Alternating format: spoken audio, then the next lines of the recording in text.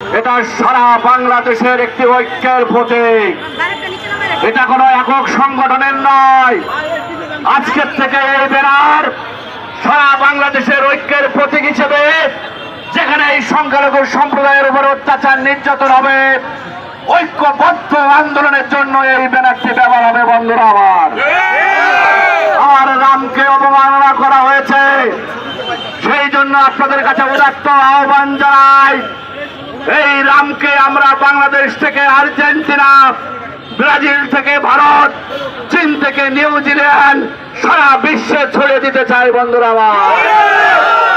আমরা চাই সারা বিশ্বের সনাতনী সম্প্রদায় এই রামকে ফেসবুকের প্রোফাইল পিকচারের জন্য ব্যবহার করে।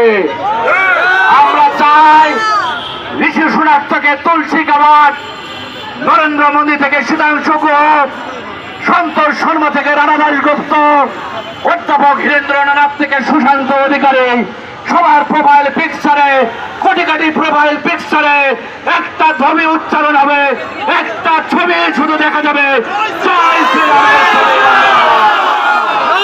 এটা আপনাদের কাছে উদাত্ত আহ্বান। আজকে দীর্ঘ 7 দিন গেলেও সরকার কুম্ভকর্ণের মতো ঘুমিয়ে আছে। তারেক রহমান, মাননীয় প্রধানমন্ত্রী, আপনি বলেছিলেন এই দেশ বাঙালি, বাঙালি নৃগোষ্ঠী, হিন্দু, মুসলিম, বৌদ্ধ, খ্রিস্টান সকলের বাংলাদেশ।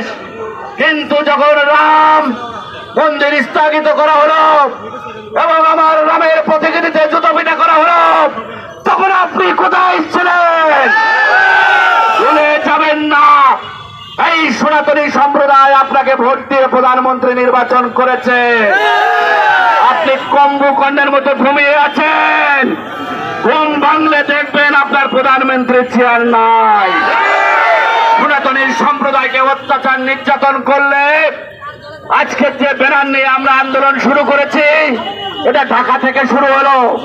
আগামী দিনে এই ব্যানার সারা বাংলাদেশে 64 জেলায় ছড়িয়ে পড়বে। বন্ধুরা, আমাদের এক দফা দাবি, যারা রামের অবমাননা করেছে তাদেরকে অনতিবিলম্বে গ্রেফতার করে দৃষ্টান্তমূলক শাস্তির ব্যবস্থা করতে হবে। যতদিন পর্যন্ত তাদের গ্রেফতার করা না হবে, ততদিন পর্যন্ত আমাদের এই আন্দোলন চলবে। বন্ধুরা, আমরা রাজপথ ছাড়ব না। আমাদের পরবর্তী কর্মসূচি আমরা ঘোষণা করছি। আজকের এই কর্মসূচির পরে বিভিন্ন সংগঠন বিভিন্নভাবে কর্মসূচি দিয়েছে। আগামীকাল পূজা উদযাপন পরিষদের সারা বাংলাদেশে কর্মসূচি রয়েছে। আমরা সেখানে একত্রতা ঘোষণা করছি। বন্ধুরা, আমরা এই সরকারকে আবারও 72 ঘন্টা আলটিমেটাম দিলাম।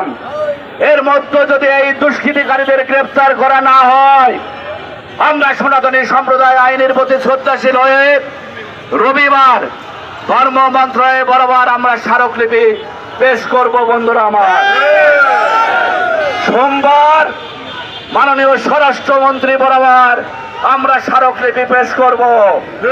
এরপরেও যদি গ্রেফতার করে না হয়, আগামী বুধবার মাননীয় প্রধানমন্ত্রীর সাথে সৌজন্য সাক্ষাতের চেষ্টা করা হবে, তার বরাবরে স্মারকলিপি পেশ করা হবে।